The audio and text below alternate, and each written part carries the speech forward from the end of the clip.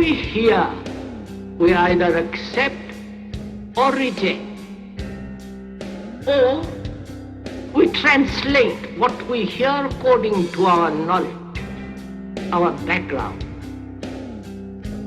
or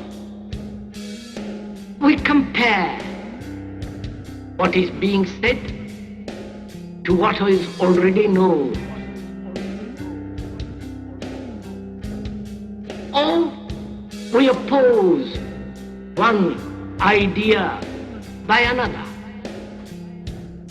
All these characteristics of hearing denies the act of listening. When one listens, there is no comparison, there is no acceptance or rejection. That very act of listening brings about a total attention in which you see the totality and the whole significance and structure of what is being said. The quality of listening is attention. And when you attend totally, with your whole mind, with your heart, with your nerves, with your eyes and ears completely, intensely listen, when you give your whole attention to something, that is when you are completely listening. In that state of attention, there is the act of listening.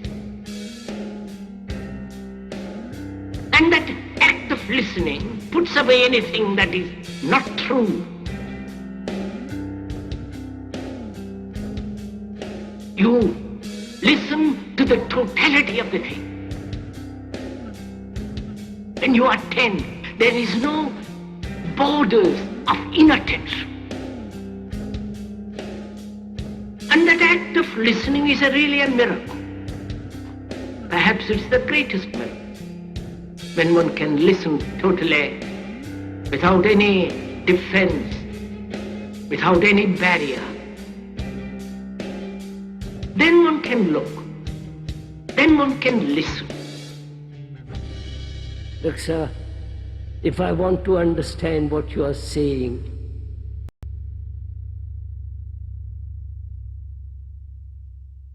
I must listen to you. I listen to you with affection, with care, with attention. Because I find out what you're saying. I agree with you, I've heard this before. Saying something new which is impossible, you're not listening.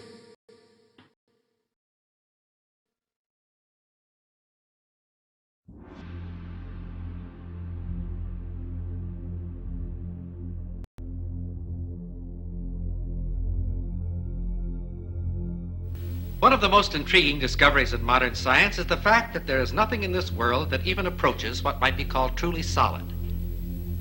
We speak of solids, liquids, and gases. But these terms describe superficial rather than basic properties of matter. All matter, regardless of its state, is composed of invisible particles called atoms, which in turn are composed of other particles. The air we breathe, though invisible to us, is just as real as wood or metal, because it's made of the same fundamental particles. It is the arrangement of these particles and the forces that bind them together that give to a substance its special properties. If we bring a piece of steel close to a magnet, we say that the steel becomes magnetized. But what is it that actually happens? If we place the steel inside a coil of wire connected to a high-gain amplifier, and then bring the magnet close to the bar of steel, we can hear something that suggests movement inside the steel. Listen.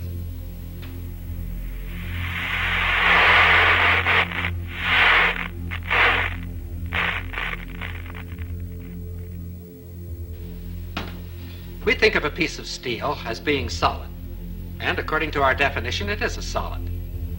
But the popular concept of what makes a solid is certainly a false one.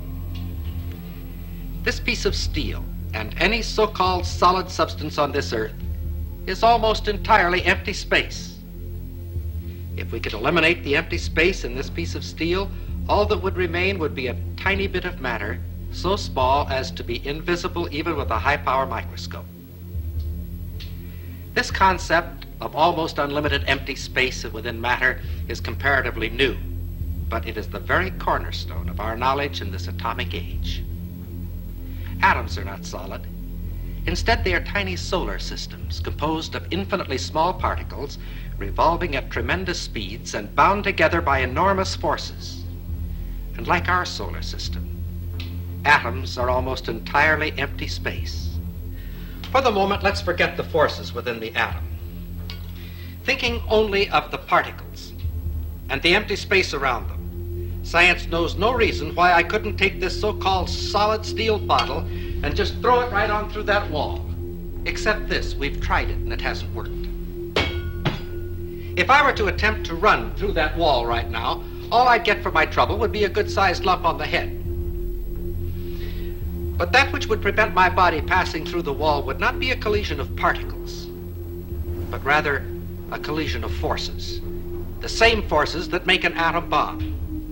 And if it were not for these forces, my body could go freely back and forth through that wall just as though it were not there.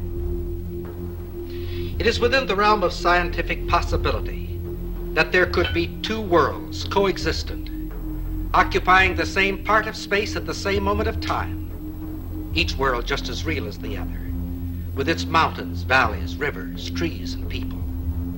And that one world could pass freely through the other world, neither world being conscious of the existence of the other world, if you grant just one thing: atomic forces within the material substance of these two worlds that are not mutually interactive. What do we mean by this? Let's see. Here are two pieces of steel. Their appearance is quite similar, but a magnet will reveal a basic internal difference between the two pieces. This one, of course, is picked up, but this one is unaffected. This piece of steel is non-magnetic, stainless steel. Of course, we all know that other metals, such as brass or aluminum, are not affected by the magnet. But a ring made of aluminum is something else. It can be suspended in air by the electromagnetic force of what is actually a transformer.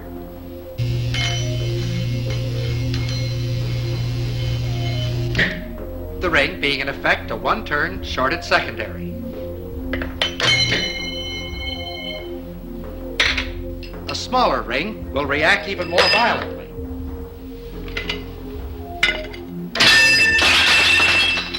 Here is another ring. This one made of a material we say is non-conductive. And it is completely unaffected.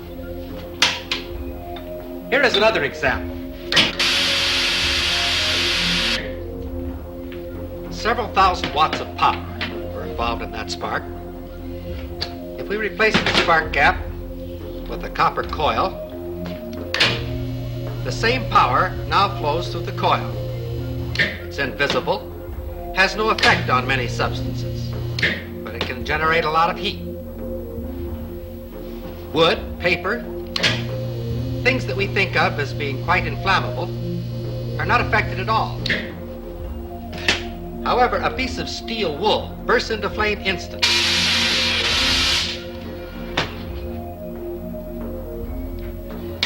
Did you ever fry an egg on a cold stove? It's no trick at all if you have the right equipment. This is a cold hot plate, and because it's cold, you can make it out of wood, if you like. Just be sure that there's a coil of wire inside and that you connect that coil to a high voltage alternating current source. The rest is easy. As long as we're being different, we'll use motor oil instead of Crisco.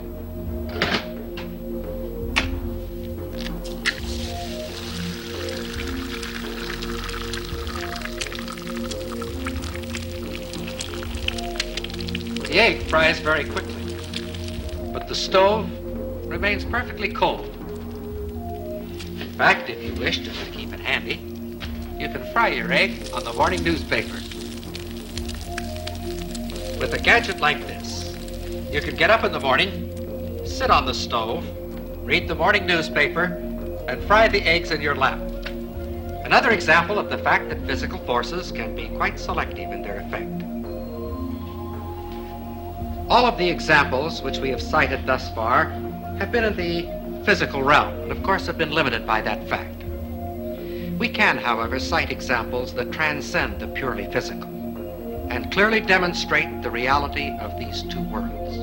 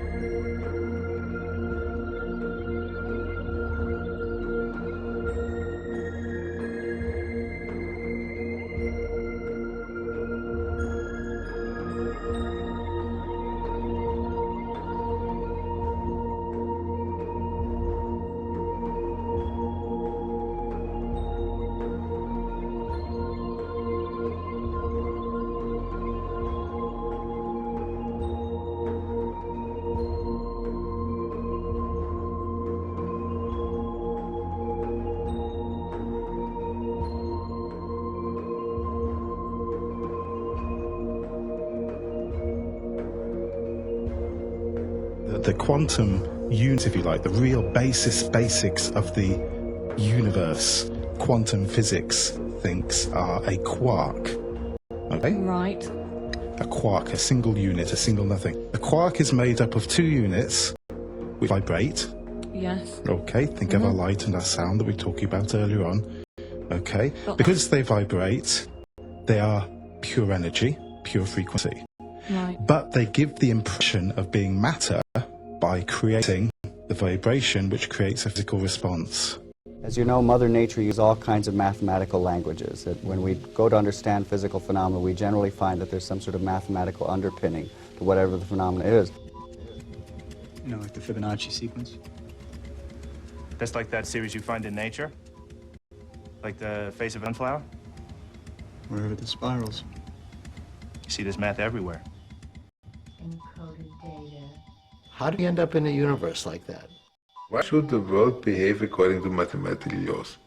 And it turns out, in fact, all of our senses appear to rely on sort of Fourier transforms, that they all seem to use the same mathematics. So again, here's evidence that the brain uses the same mathematics to decipher the sensory world as are involved in the making of a hologram, which is, as I say, not proof, but compelling evidence that something is going on there.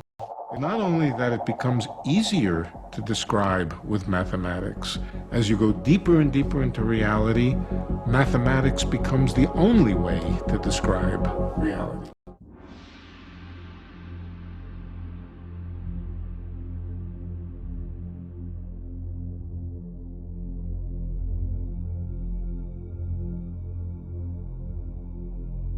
Okay, so 1, 1, 2, 3, 5, that's the beginning of the Fibonacci sequence. Next number in the sequence, what do you think? How about 8? The number after that, 13. The number after that, 21.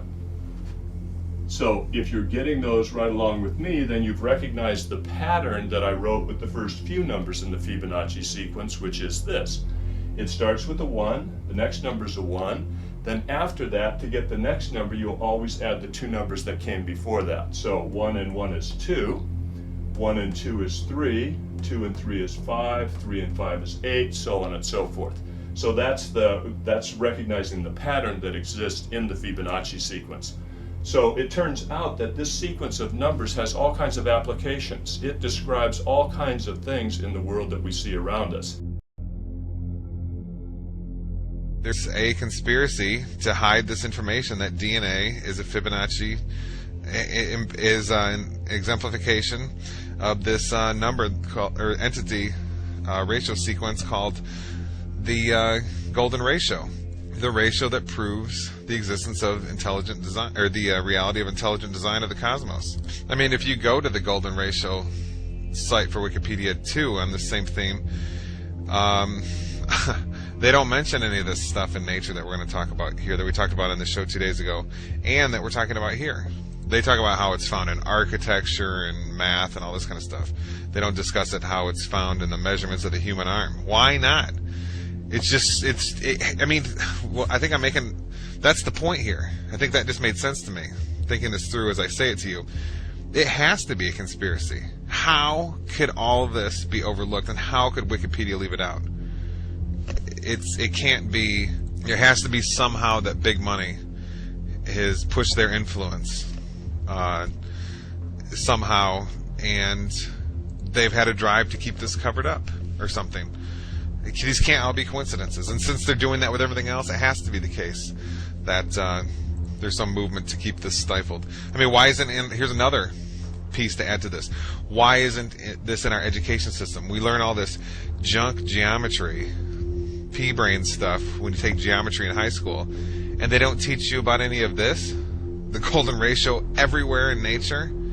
I went through elementary school, high school, college, undergrad degree in college, master's degree, and halfway through PhD, and never was any of this mentioned.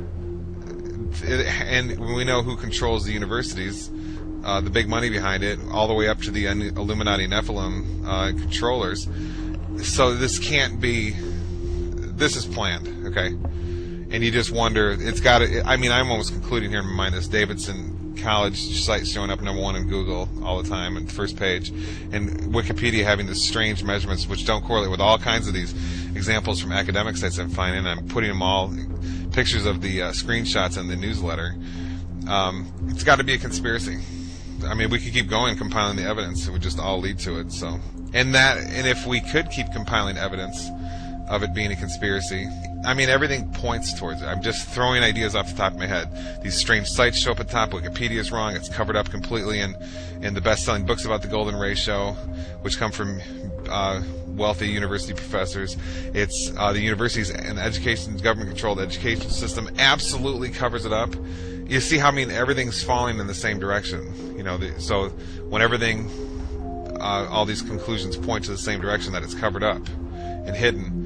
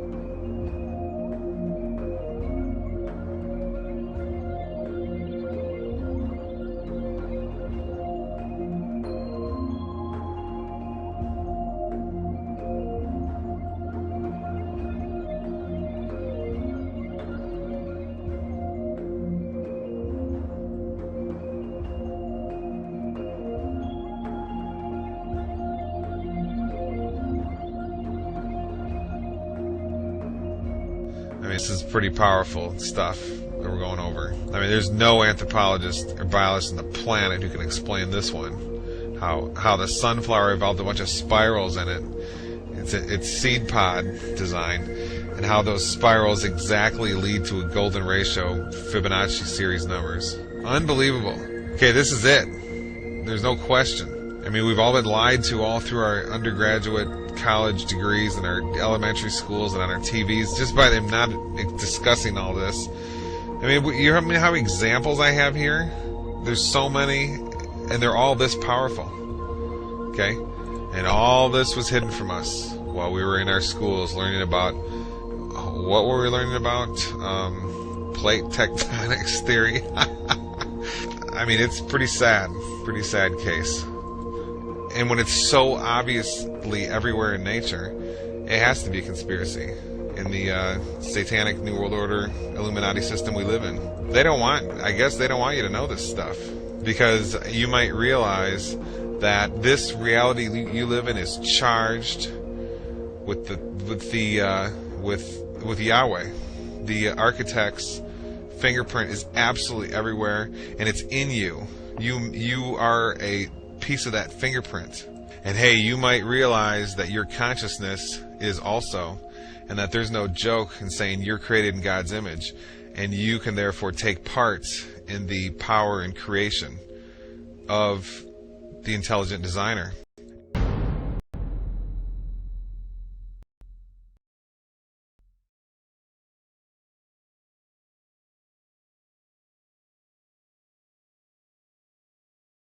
Is the extraordinary phenomena of people getting better even when they only had a dummy treatment or a sham treatment. So that can mean a sugar pill, but it can also mean sham ultrasound, where somebody just holds the machine up to your body but doesn't really switch it on, or even a fake operation where somebody makes the incision and then pretends to do the operation but doesn't actually do anything. The fascinating and amazing thing is, it turns out that when people get these fake sham treatments, often get better.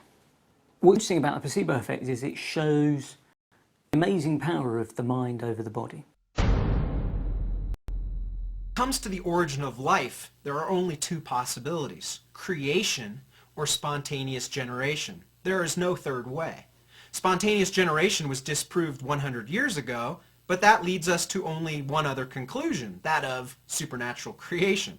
We cannot accept that on philosophical grounds, therefore we choose to believe the impossible, that life arose spontaneously by chance. End quote. See what he's saying there is that science has to be conducted in a naturalistic vacuum. On philosophical grounds, we can't follow the evidence wherever it leads if it leads us outside the natural realm, to a metaphysical realm, to a supernatural realm. We have to stay within this naturalistic, materialistic box. This in 1954, and the idea here is that science will ultimately answer all of these questions. But the last thing that we want to do is jump into some kind of philosophical or theological explanation.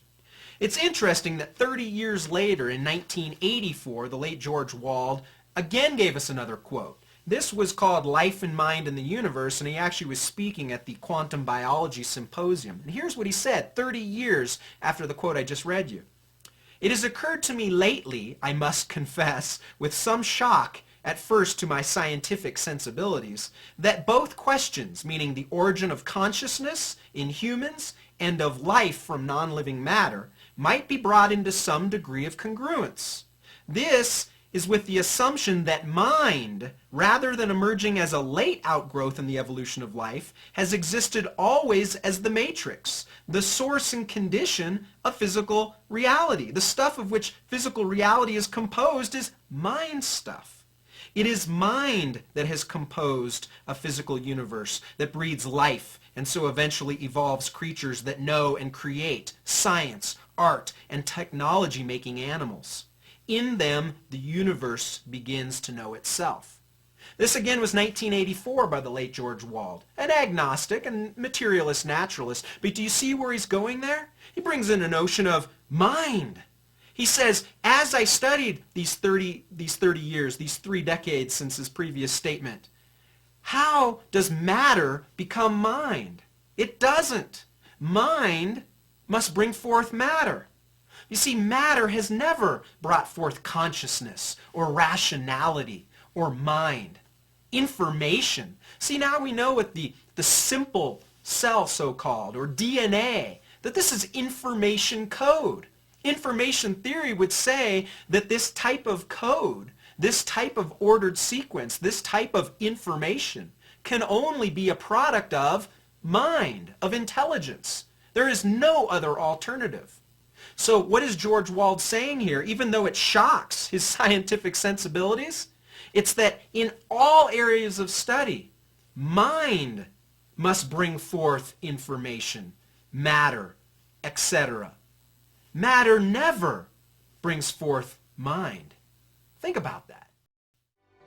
The evidence to me that just cries out that there's a God is the study of DNA. DNA is a very powerful, massive information storage system. In fact, DNA that makes up our genes actually is like books of information that's read by a language system. It's absolutely phenomenal. And scientists know today that languages, a code, only come from an intelligence, and information only comes from information. Nobody's ever seen matter by itself give rise to a code. Nobody's ever seen matter by itself give rise to information. And as you look at DNA, it actually cries out, in the beginning, God created the universe. We all begin as a single cell the size of a period at the end of a sentence. How does that cell know how to build a body with 100 trillion cells in it, thousands of different kinds, and each one of them is so complex, nanochemical machinery beyond our comprehension how it works. And Encoded is the instruction manual. It's the manufacturer's manual how to build and operate every part of this incredible body made up of 100 trillion cells. Furthermore, DNA is a three-dimensional molecule that is self-replicating. Each molecule is able to make an identical copy quickly and efficiently. The Lord has even programmed DNA to detect and correct replication errors.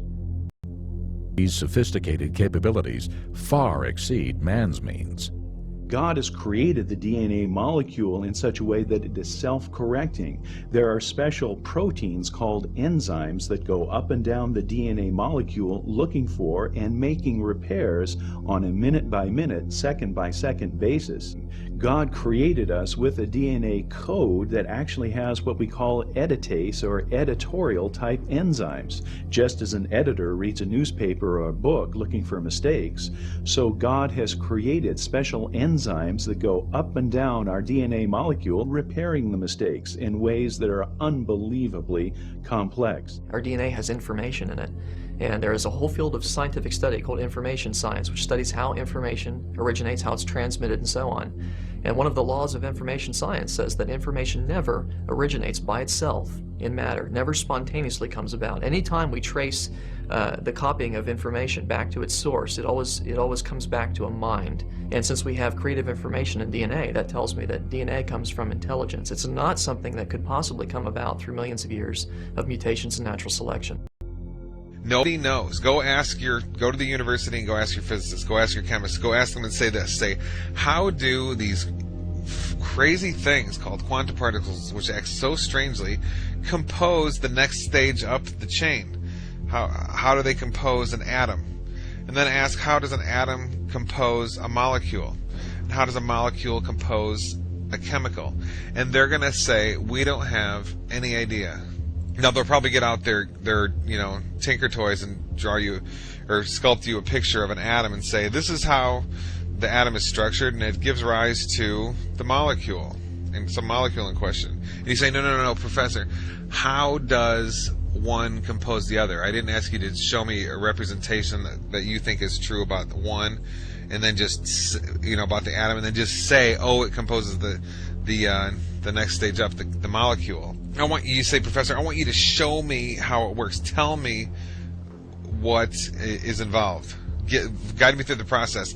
And that professor is going to say, we don't know how it works. We can't. So the point is here, I remember we studied this a lot when I was a graduate student in physics or philosophy. We talked about this a lot. There is no known relationship between quantum particles and then the things that they allegedly compose, whether it's molecules or chemicals or worlds or rocks or whatever. Now, there's a whole lot of people who are going to tell you that that's what happens, that the quantum particles compose physical reality. Now, I'm not so sure. This is the level of knowledge, okay, not of wishful thinking. Okay, the level of knowledge is when we have empirical data and philosophical reasoning that is that sophisticated, that powerful, that ironclad, that simple, that we can say, okay, it can't be any other way. So we have to say, this is an absolute truth. This has to be a truth of things, and this can't be an illusion. So we know something. I mean, what's more enjoyable than that? Well, I can think of a couple things that are more enjoyable, but that's pretty for someone like me who's just obsessed with knowing how things are and knowing about myself and just knowing the way reality works. And I know a lot of the listeners of this show are the same way. Being able to exist at that level, that empirical and philosophical level, is really important to me, and it feels really, really good. Okay? Some people don't care about stuff like this, and that's fine. Just let them go. And they care about other things. You know, maybe they care about art, or maybe they care about television, or maybe they like Barack Obama and war, and maybe they like to be brainwashed, or who knows what. But for me, I want to know how reality works, and it makes me feel, every time I get a little bit further along, it's like I've energized my soul or something. The deepest parts of me have grown, and they feel more spiritualized. Okay, so it's very, very healthy to do this.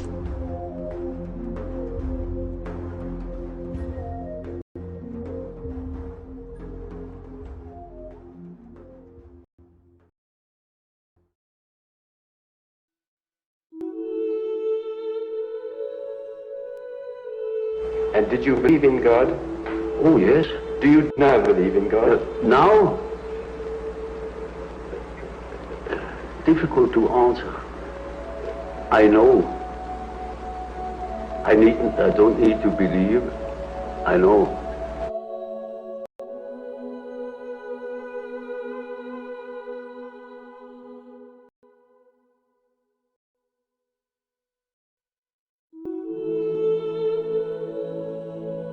You know, there are these peculiar faculties of the psyche, that it isn't entirely confined to space and time. Now, these facts show that the psyche, in part at least, is not dependent upon these confinements. And then what? When the psyche is not under that obligation to live in time and space alone, and obviously it doesn't, and that means a practical continuation of life, of a sort of psychical existence beyond time and space. Only ignorance deny these facts. Do you yourself believe that death is probably the end, or do you believe that? Well, I can't say. You see, the word belief is a difficult thing for me. I don't believe. I must have a reason for a certain hypothesis. Either I know a thing, and when I know it, I don't need to believe it. If I don't allow myself, for instance, to believe a thing just for the sake of believing it. I can't believe it. But when there are sufficient reasons for a certain hypothesis, I shall accept these reasons, naturally. Well, now, you told us that we should regard death as being a goal, yes, and that to shrink away from it is to evade life and yes, life purposes. Yes. What advice which you give to people in their later life to enable them to do this, when most of them must in fact believe that death is the end of everything? When he is afraid, when he doesn't look forward, he looks back. He petrifies. He gets stiff and he dies before his time. But when he is living on, looking forward to the great adventure that is ahead, then he lives. And that is about what the unconscious is intending to do. Of course, it's quite obvious that we are all going to die, and this is the sad finale of everything. But nevertheless, there is something in us that doesn't believe it, apparently. But this is merely a fact, a psychological fact. Doesn't mean to me that it proves something. It is simply so. And I think if you think along the lines of nature, then you think properly.